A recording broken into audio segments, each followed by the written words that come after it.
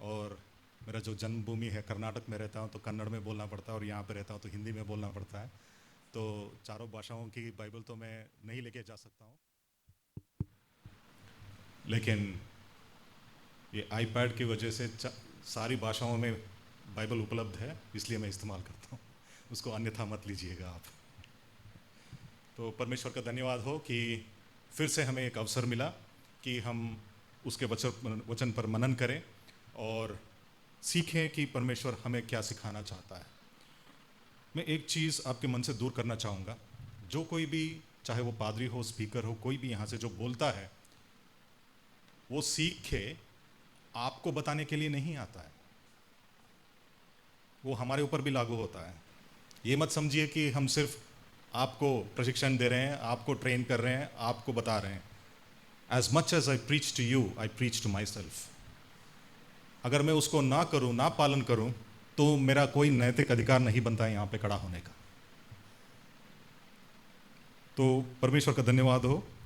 जैसे हमने देखा पाम संडे को, हमने क्या हुआ, घटनाएं उसको हमने देखा। बाद में होली मंडे को, कल जो हुआ था उसको भी हमने देखा। हमने देखा उसमें कि यीशु मसीह ने उस अंजीर के पेड़ को श्राप दिया। क्या श्राप दिया उसने? फल कोई भी ना खाए। लेकिन अगले दिन जब वो वापस यरूशलेम को लौट रहे हैं, उसी अंजीर के पेड़ के बगल में से होके जा रहे हैं, तो क्या देखते हैं वहां पे? क्या यीशु मसीह ने श्राप दिया था कि तुम सूख जाओ? लेकिन एक क्यों हो गया? इसमें हमारे लिए एक मैसेज है। If you are not able to bear fruit for Christ, it is as good as a dried up tree. अगर हम यीशु मसीह के लिए, उसके राज्य के लिए अगर फल लाने में विफल हैं, तो इसी सूखे हुए अंजीर के पेड़ के समान हमारा जीवन है। यीशु मसीह हमको अपने जैसे वचन कहता है, परमेश्वर अपने हाथों से हमको रचा है। जब हम उसके ऊपर विश्वास करते हैं तो वो हमें श्राप नहीं देता कि तुम सूख जाओ, तुम्हारा जीवन खत्म हो जाए, ऐसा नहीं दे। उसके हाथों में जीवन है, मृत्यु नहीं। समझने की कोशिश कीजिए। लेकिन वो तुलना की जा रही है कि अगर तुम उसके राज्य के लिए फल नहीं ला पाए, तो उसी सूखे अंजीर के पेड़ के समान तुम्हारा जीवन है। देखिए, ये वार्निंग भी है हमारे लिए, मैसेज ही नहीं है, वार्निंग भी है।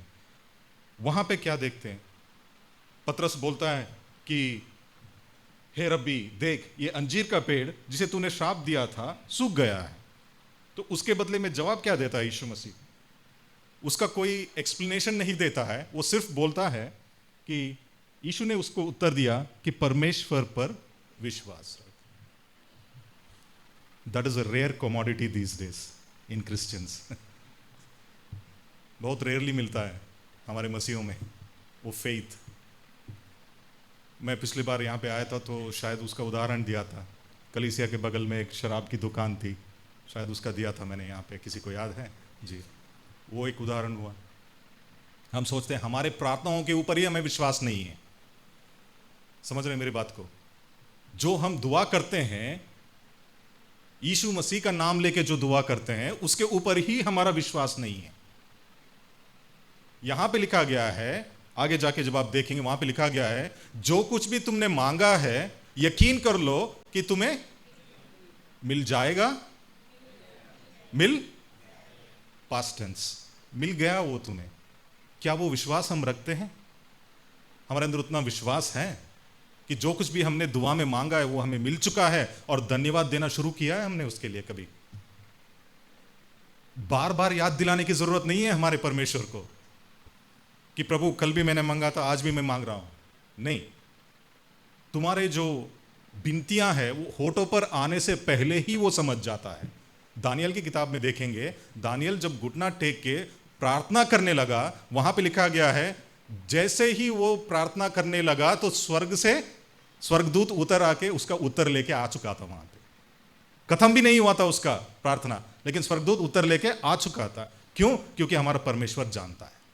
लेकिन जब हम प्रार्थनाओं में, आपने सुना होगा, मैं भी ऐसे ही प्रार्थना करता था पहले, प्रभु तुमने अपने वचन में ये कहा है, प्रभु तुमने अपने वचन में ऐसा बोला है, प्रभु तुमने तेरे वचन में ऐसा बोला है।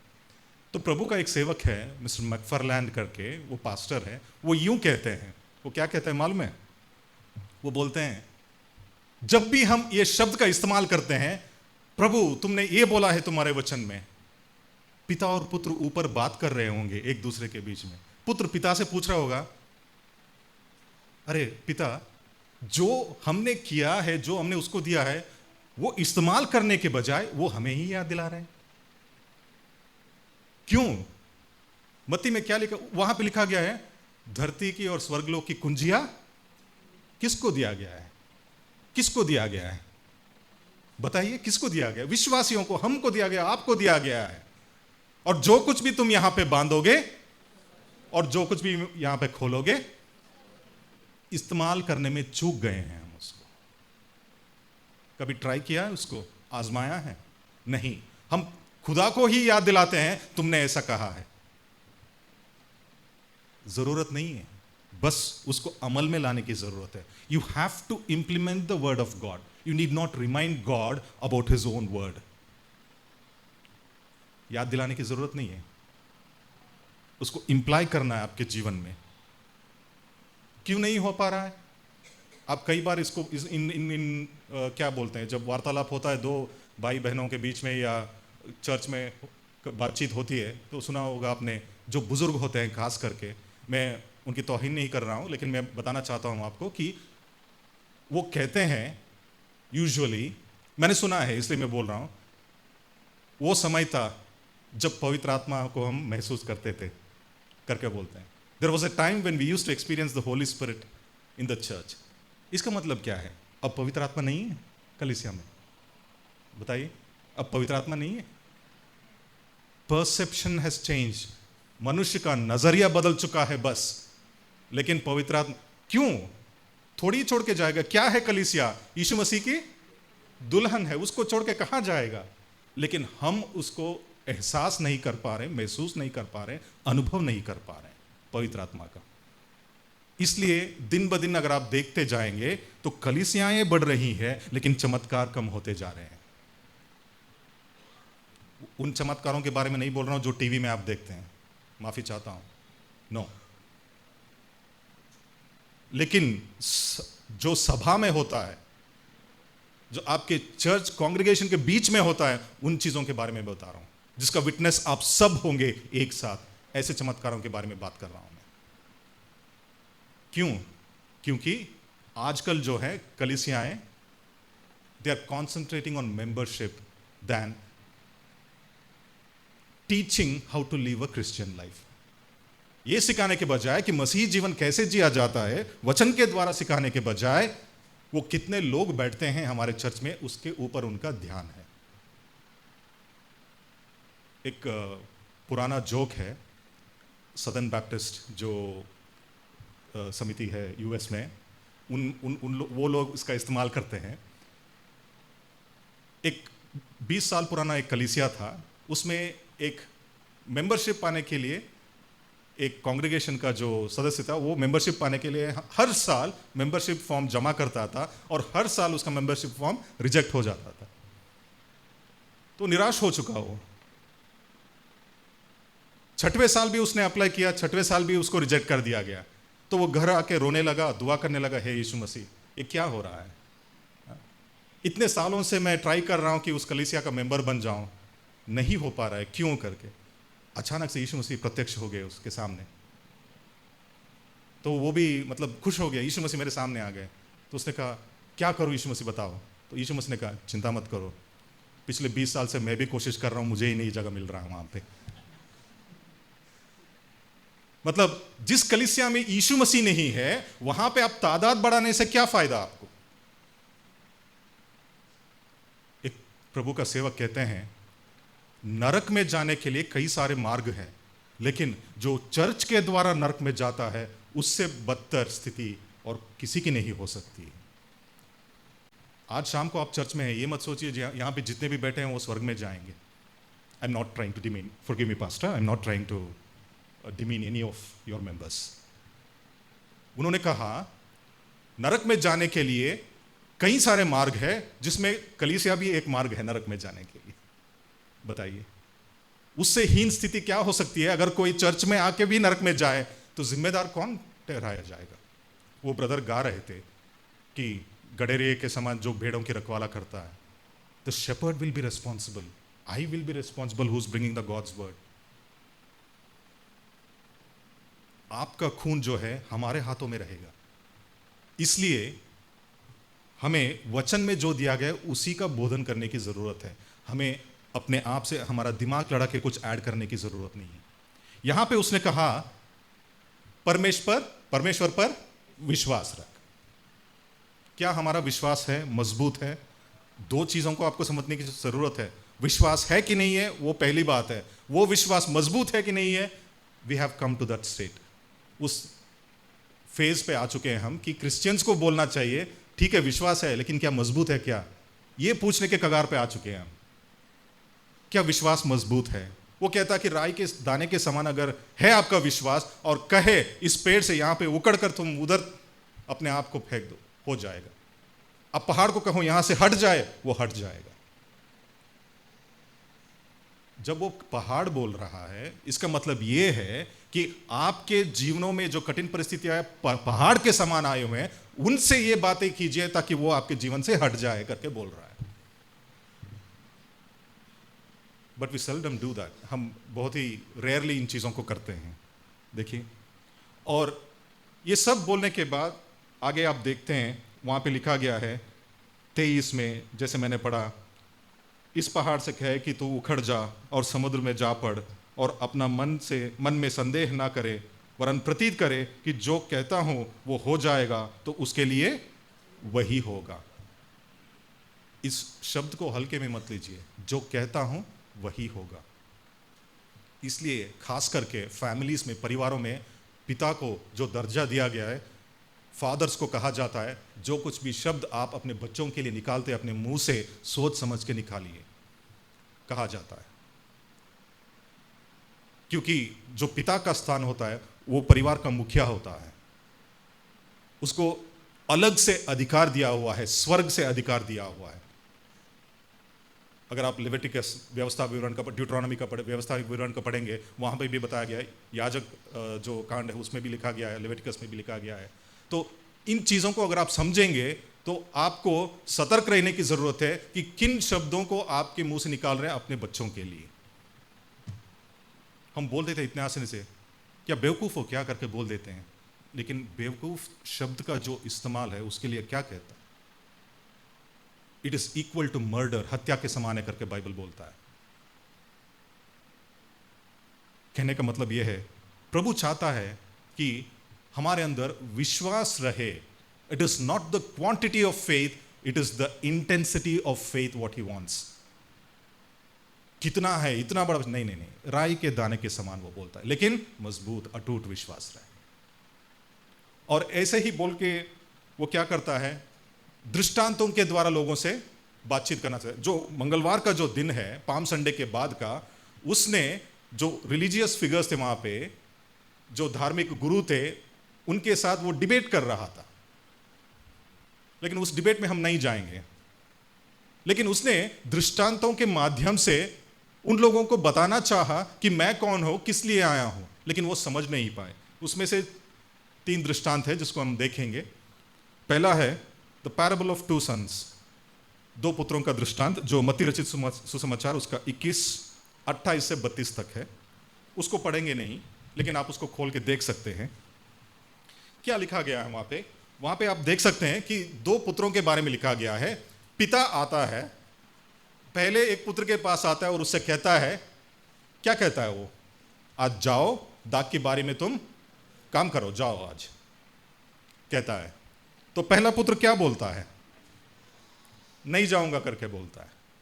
बाद में लिखा गया है कि जो उत्तर उसने अपने पिता को दिया उसको रिकॉल करता है और पछताता है और कहता है मैंने ये गलत किया, नहीं ऐसा नहीं बोलना चाहिए था मुझे।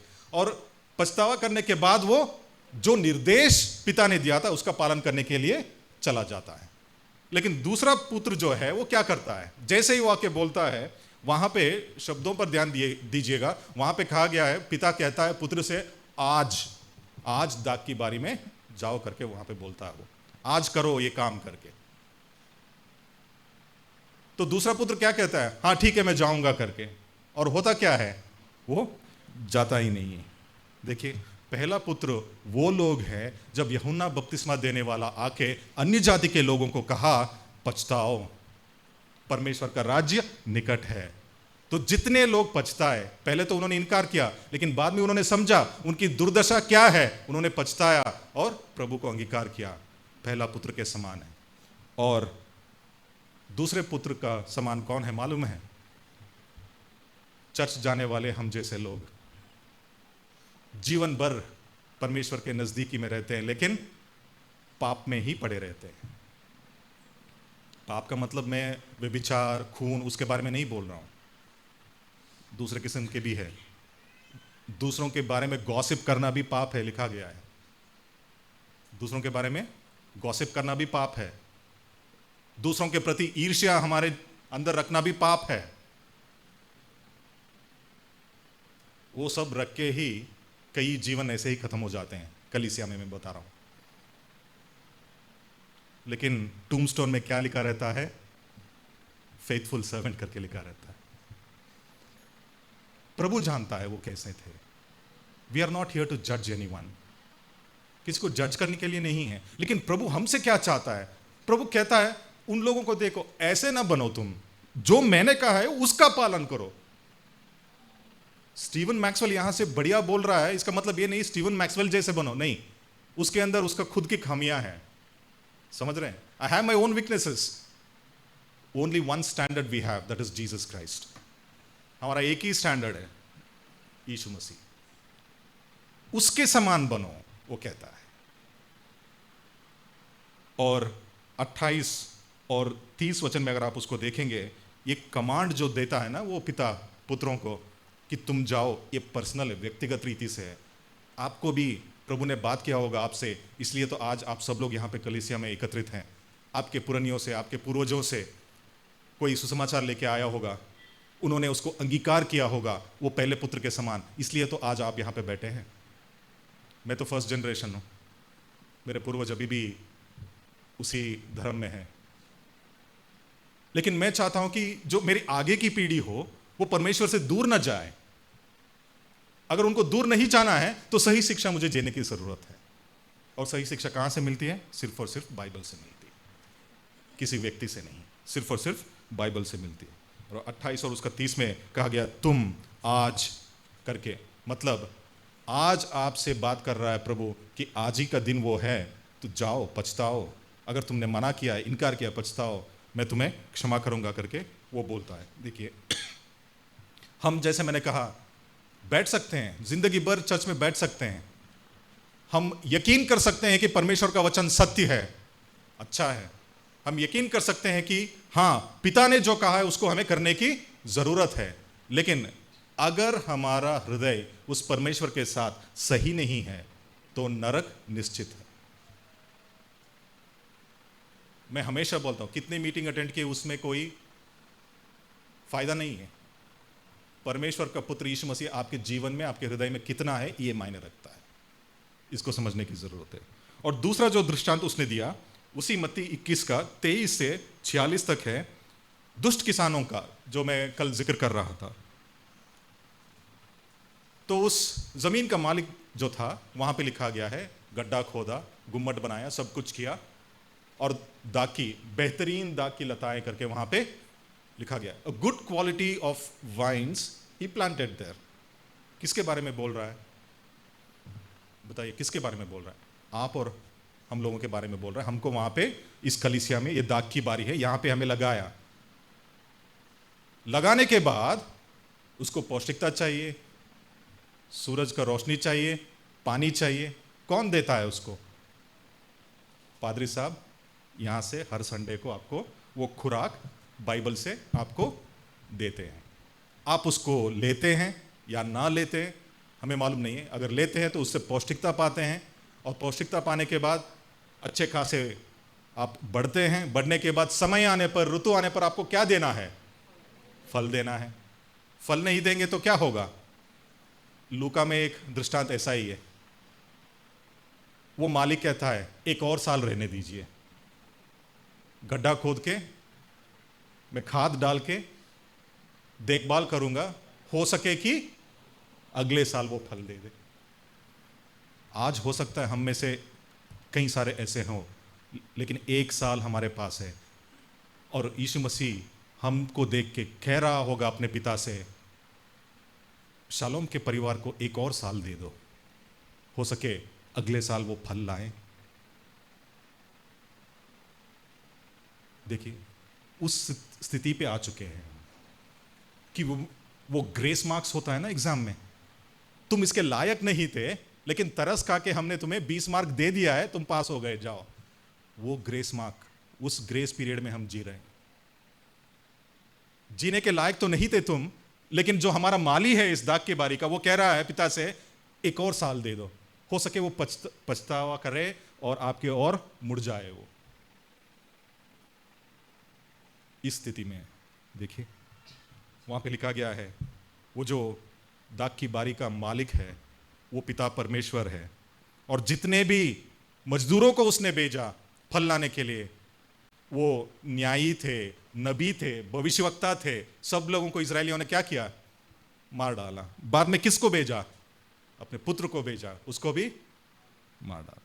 और बाद में वहां पे लिखा गया है उसने क्या किया? उन सब को खत्म करके दूसरे किसानों को सौंप दिया। वो दूसरे किसान कौन है?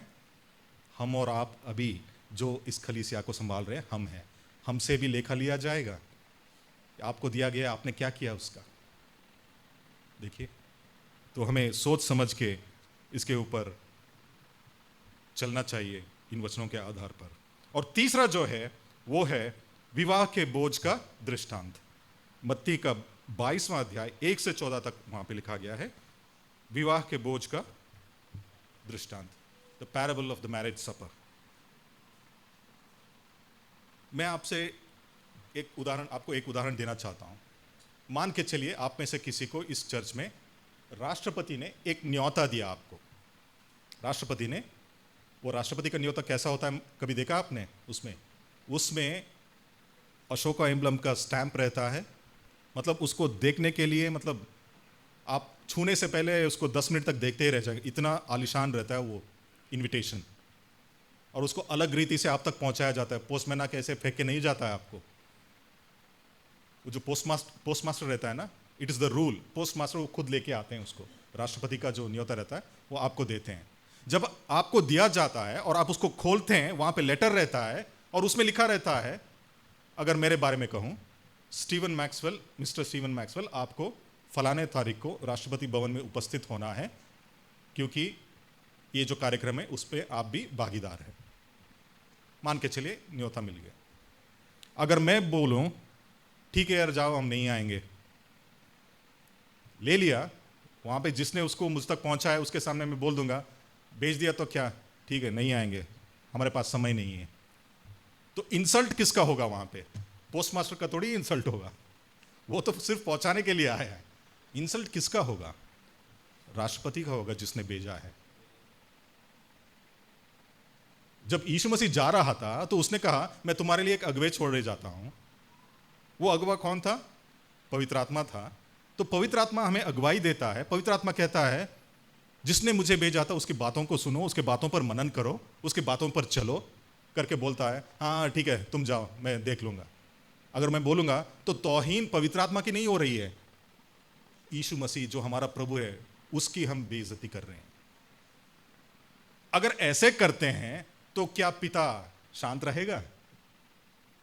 यहां पे जो विवाह के बोझ का जो दृष्टांत है, राजा भेजता है, न्योता भेजता है, किसको? प्रजा को, सिटीजन्स को, अपने राज्य के प्रजा को। वहां पे लिखा गया प्रजा को उसने भेजा कि आप सब लोग विवाह के बोझ में शामिल हो जाएं।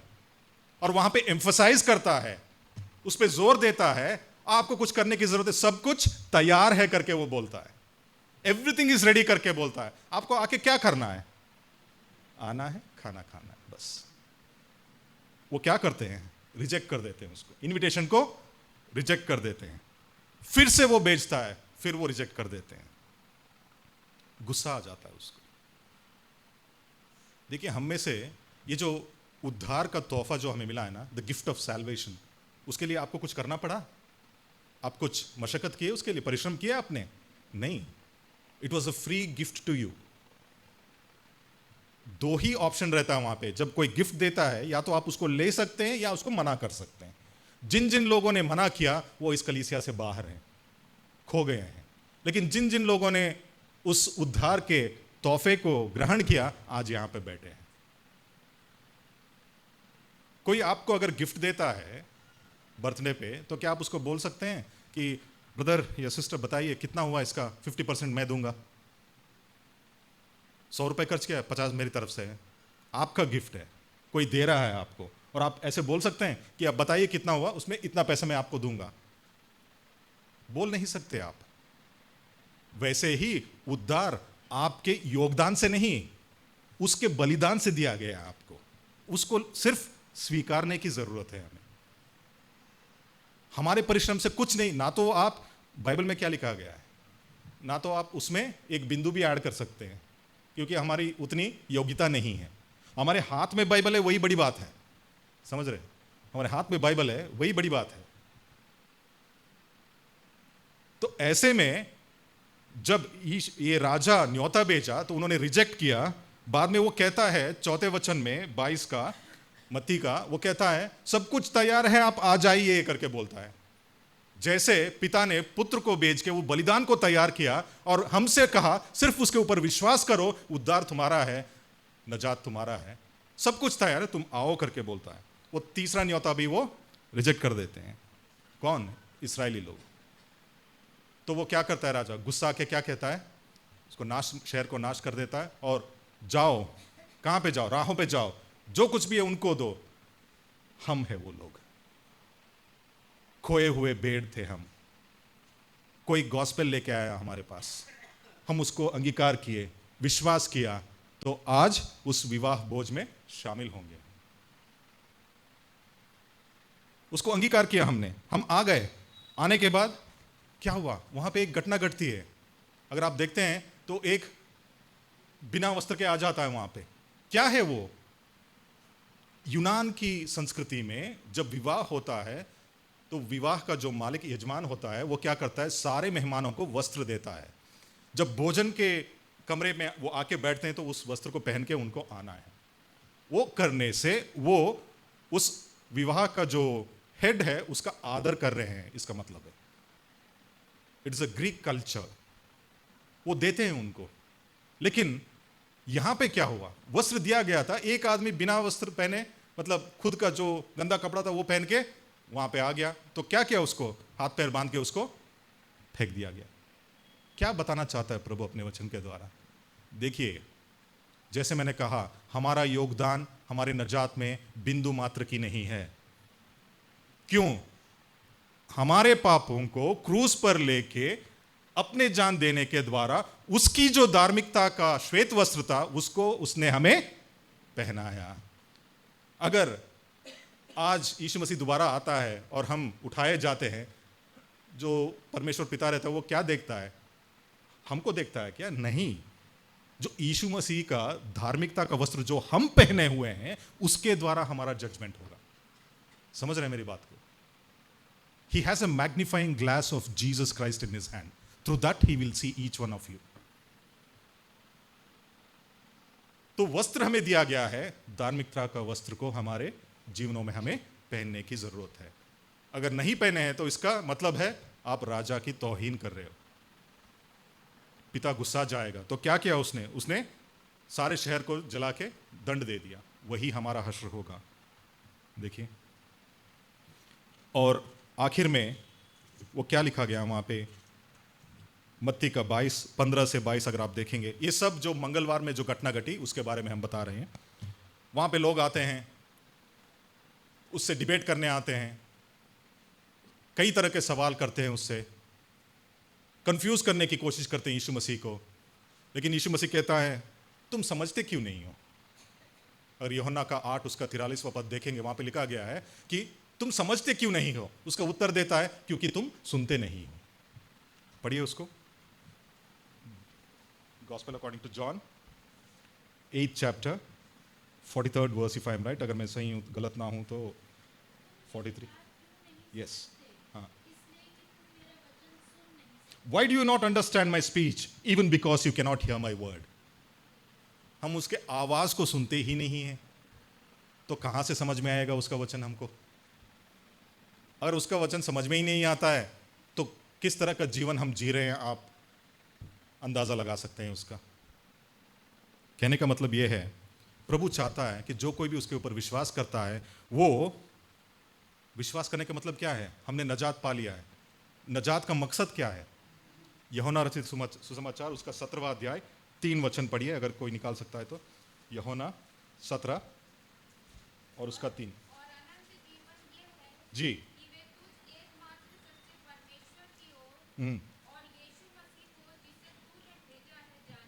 बताइए, अनंत जीवन का क्या मकसद है? यीशु मसीह को जानना, वही तो हमारा मकसद है। यीशु मसीह को जानने का मतलब है वचन में आगे बढ़ना, वचन की गहराइयों में जाना। अगर वही नहीं समझ में आता है तो इसका मतलब है हम उसके आवाज को सुन नहीं रहे हैं, इसलिए समझ में नहीं आ रहा है। और समझ में नहीं आ रहा है, जो टोटल पर्पस है सैल्वेशन का, वो फेल हो चुका है। समझने की कोशिश कीजिए। प्रभु चाहता है कि हमारे हृदयों में, वहां पे पूछा जाता है उससे, कैसर को दूं या तुमको दूं? तो क्या कहता है प्रभु? मुद्रा लेके आओ, उसको दिखाते हैं। किसका इमेज था उस पे? कैसर का था। तो उसने कहा कैसर को दो। अगर आप एक करेंसी नोट निकालेंगे 100 का या 500 का, वहां पे लिखा गया है guaranteed by the central government of India. कोई भी नोट निकालेंगे, guaranteed by the central government of India करके लिखा गया है। वो गारंटी कब तक है? जब तक हम यहां पे है तभी तक है वो गारंटी। लेकिन जो नजात का जो गारंटी प्रभु ने दिया, यहां पे गारंटी दे दिया उसने, वो वहां पे भी लागू होगा। It applies there too. इस पृथ्वी तक सीमित नहीं है वो, वहां वो आपके लिए पासपोर्ट जैसा काम करेगा। वहां पे केंद्र सरकार द्वारा प्रत्याभूत करके वहां पे लिखा रहता है, that is confined only to this earth. यहीं तक सीमित है। लेकिन आगे जब आप जाएंगे इस जीवन को छोड़कर, तो वहां पे अनंत जीवन का गारंटी क्या है हम सब जान पाएंगे उसका। वही चाहता है कि जैसे मुद्रा के ऊपर कैसर का इमेज है, वैसे हमारे हृदयों के ऊपर यीशु मसीह का छाप वो चाहता है कि रहे हमारे हृदय में। अगर हमारे हृदय में वो छाप है तो हमारे जीवन में भी यीशु मसीह का काम हमारे कार्यों के द्वारा दिखाई देगा। प्रभु यही कहना चाहता है कि His salvation is eternal and He alone has the authority to give it. नजात जो है वो अनंत काल का है और उसको देने का अधिकार सिर्फ और सिर्फ यीशु मसीह का है। देखिए, और आगे जाके अगर आप मत्ती के 23 में देखेंगे, अभी हम उसको नहीं देखेंगे, लेकिन मैं कहना चाहूंगा, अगर आप देखेंगे 7 बार वो कहता है हाय है तुझ पर करके। It is called the 7 O's। 7 बार वो कहता है हाय है तुझ पर करके। 3 और 4 एक ही समान है और 5 और 6 एक ही समान है। तो उसको इन डेप्थ नहीं देखेंगे, सुपरफिशियली देखेंगे। अगर मत्ती 23:13 से 29 तक अगर आप देखेंगे, उन 7 हाई को वहां पे दिया गया है। पहला जो है फॉल्स टीचिंग में, गलत शिक्षाओं के बारे में दिया गया है 13वें वचन में। आप यकीन नहीं करेंगे, जो हमें बाइबल दिया गया है, जब व्यवस्था मूसा को दी गई थी, मूसा ने उसको पालन करने के लिए इजरायलियों से कहा। जो रिलीजियस गुरु थे, धार्मिक गुरु थे, उन्होंने क्या किया मालूम है?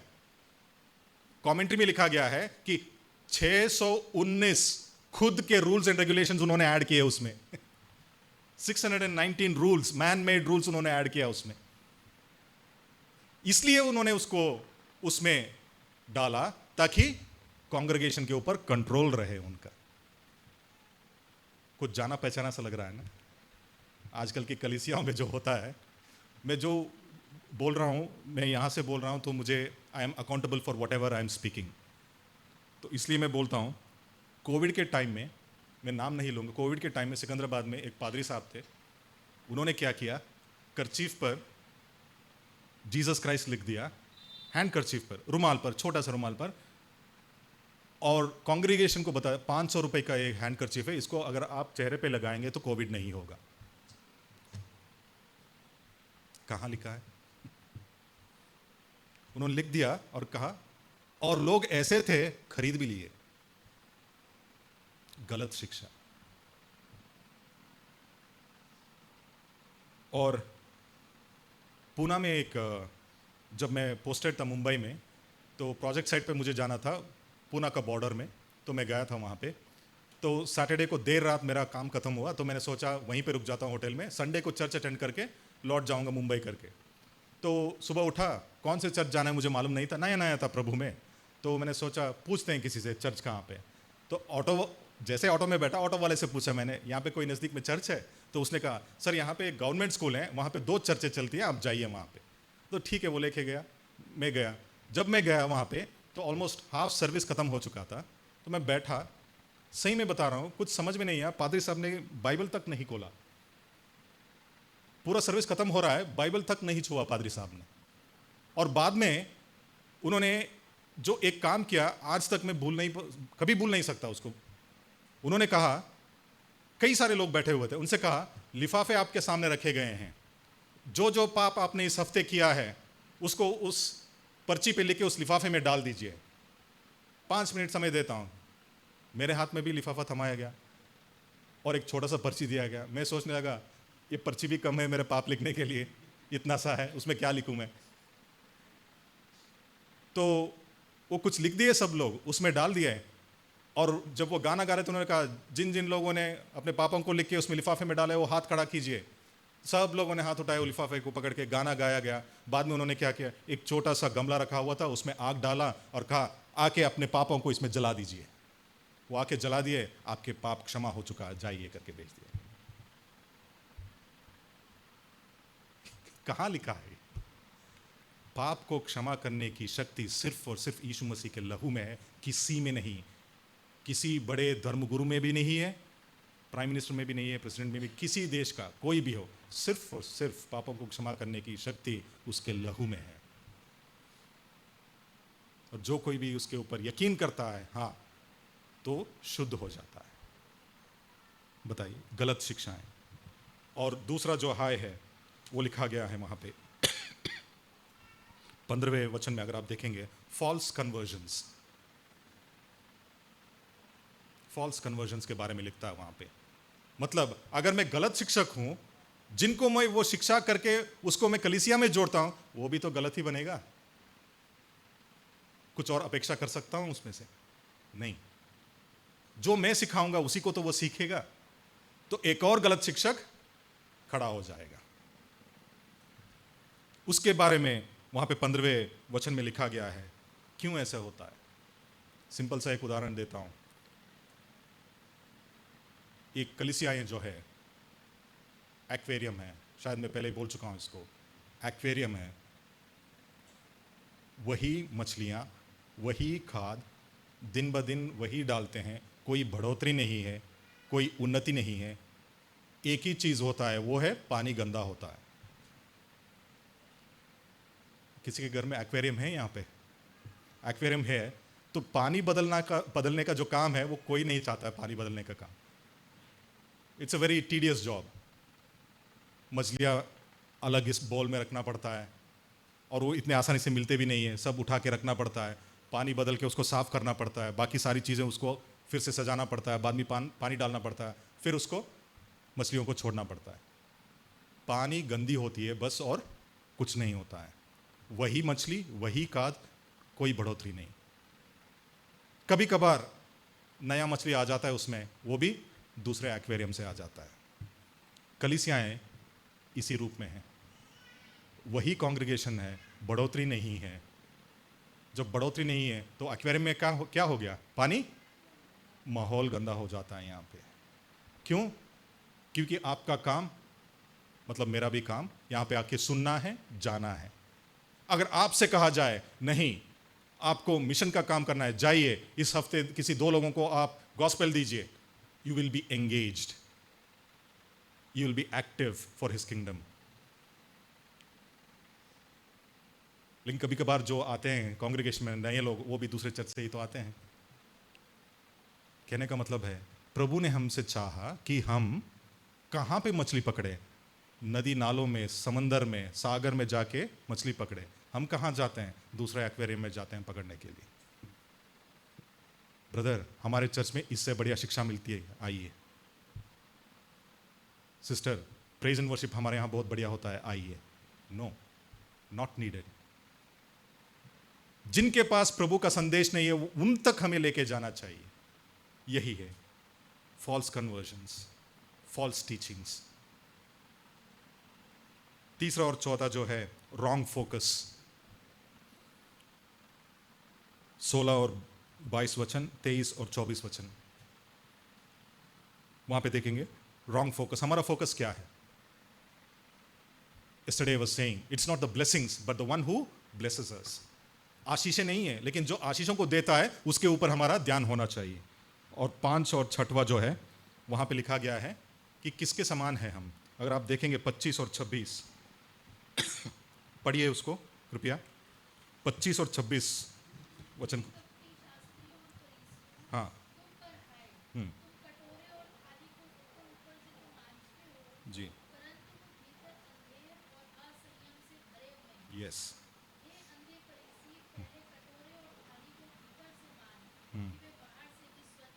जी। He is talking about our life. तुम बाहर क्या दिखा रहे हो उससे मुझे कोई मतलब नहीं है, लेकिन अंदर तुम कैसे हो, तुम्हारा रिश्ता उस परमेश्वर से कैसा है, that is important for me करके बोलता है यीशु मसीह। जब वो इतना बोलने लगा, आपने उसको अनुभव किया होगा आपके जीवन में। इसको बोल के एक और उदाहरण है, उसको देके मैं खत्म करूंगा। आपने भी उस आपके जीवन में अनुभव किया होगा, अगर कुछ ज्यादा सवाल जवाब आप करते हैं, सामने वाला चिढ़ जाता है और कहता है कि तुम कौन होते हो पूछने वाले। सही है ना? यीशु मसीह से भी वही पूछा गया कि तुम कौन होते हो, इतने अधिकार किसने दिया तुमको, तुम कौन होते हो ये सब बताने वाले। और वहां पे वो घमंड करते हैं, किसके ऊपर? अपने वंशावली के ऊपर, अपने पूर्वजों के ऊपर। हमारा पूर्वज तो अब्राहम था। तो यीशु मसीह बोलता अब्राहम ने इन सब चीजों को नहीं सुना है करके बोलता है वो, इसलिए मैं तुम लोगों को सुना रहा हूं। वो मानने के लिए तैयार नहीं है। तुम कौन होते हो बोलने वाले? वही कहते हैं। आजकल कलीसियाएं या कलीसियाओं का दम इसलिए घुट रहा है क्योंकि जो पालक है कलीसियाओं के, जो कोई भी रिस्पॉन्सिबल है, वो जो परमेश्वर का वचन है जैसा है वैसे देने में सक्षम नहीं है। कांग्रीगेशन क्या सुनना चाहता है वही बताते हैं। इसलिए कलीसियां कम होती जा रही हैं। लेकिन यहां पे क्या कहा गया है? यहां पे साफ साफ कहा गया है कि आपने क्या पढ़ा? अंदर से। You have to cleanse your life first from within, बाद में सब कुछ सही रहेगा। चूना पोते हुए किसके समान होकर के लिखा गया आगे? कब्रों के समान होते। अंदर क्या है? सड़ी हुई हड्डियां हैं, लेकिन ऊपर सब कुछ चकाचौंध है। That should not be our case. God is giving us a warning. हमें चेता रहा है। इन सब चीजों को अगर आप देखेंगे तो वहां पे लिखा गया है, क्या लिखा गया है? फरीसी, हाय है तुझ पर फरीसियों, हाय है तुझ पर शास्त्रियों, लिखा गया है ना वहां पे। ये शास्त्री और फरीसी कौन थे, याजक कौन थे, मालूम है आपको? ये उदाहरण देके मैं खत्म करूंगा। अगर आप सोचेंगे तो हमारी स्टेटस क्या है यीशु मसीह की नजर में, आप जान जाएंगे। शास्त्रियों का काम था, जब याजक खड़ा होके व्यवस्था को पढ़ रहा है, लोगों को समझा रहा है, तो शास्त्री बैठ के वहां पे उसको लिखता है, उसको ये काम था उसका। और जब भी लिखने के समय में यहोवा शब्द आता था, वो लिखावट को वहीं पे बंद करता, उठ के जाता, नया कलम लेता, नहाता, श्वेत वस्त्र पहनता, आके बैठ के यहोवा लिखता, लिखने के बाद उस कलम को तोड़ देता। उनका आदर देखिए यहोवा शब्द के प्रति। Look at the respect and reverence they have towards the word यहोवा। हम बोल देते हैं फरीसी है, शास्त्री है, लेकिन उनका आदर देखिए। क्या उतना आदर हमारे प्रभु के प्रति हमारे अंदर है? कभी देखा है हमने? हमारे जीवन, हम खुद का जीवन हम आंकेंगे, दूसरों के इसमें मत झांकिए। साउथ में डोसा बनता है, आपको मालूम है? हमारे यहाँ कहावत है, हर घर के डोसा में छेद होता है करके। तो डोसा में छेद तो होता ही है। तो हमारे यहाँ वो कहावत है, अगर कोई दूसरों के मामले में मतलब नाक घुसा रहा है तो वो बोलते हैं अपने घर के डोसे के तवे पे देखो, तुम्हारा डोसे में भी छेद है करके बोलते हैं। इसलिए हमें अपने आप को आंकने की जरूरत है। वो लोग हर बार जब यहोवा शब्द आता था तो उठ के जाते, नहाते, नया कलम लेके लिखते और उस कलम को तोड़ देते, ये दर्शाने के लिए जो मेरा पवित्र परमेश्वर यहोवा का नाम को लिखने के लिए इस्तेमाल किया गया वस्तु है, किसी और का नाम ना लिखे उस, वो तोड़ देते थे उसको। इतना आदर तो हमारे अंदर कभी नहीं देखा हमने। उनको ताने देते हैं, फरीसी है, वो फलाने हैं, ये है करके। लेकिन प्रभु ने क्या कहा? प्रभु ने कहा, जो कुछ भी तुम मांगोगे समझ लो तुम्हें वो मिल गया। कौन देता है उसको? पिता तुमको दे दिया है, पिता ने। विश्वास की जरूरत है। विश्वास करने की जरूरत है कि हम बदले जाएंगे। विश्वास करने की जरूरत है हम आंतरिक रीति से, आत्मिक रीति से हम बदले जाएंगे। विश्वास करने की जरूरत है कि हां, जब अंदर से हम बदले जाएंगे, बाहरी रीति से बदलने की कोई जरूरत नहीं है, क्योंकि वो ऑटोमेटिकली हो ही जाता है। और वहां पे कहता है, अगर हमने जो मरकुस का 11वां अध्याय पढ़ा, लास्ट में लिखा गया है, दूसरों की पापों को तुम क्षमा करो, ताकि प्रभु जो आसमान में है वो तुम्हारे पापों को क्षमा करे। कभी हमने किया है? बताइए। प्रभु की प्रार्थना हम रोज करते हैं, हर रविवार को करते हैं, जब भी गैदर होते हैं करते हैं। जैसे हम हमारे कसूरवारों को क्षमा करते हैं, हमारे कसूरों को क्षमा कर। क्या यह सच है कि हमने हमारे कसूरवारों को क्षमा कर दिया है? इसी सवाल को आपके बीच में छोड़ के थैंक यू बोलना चाहूँगा। Thank you.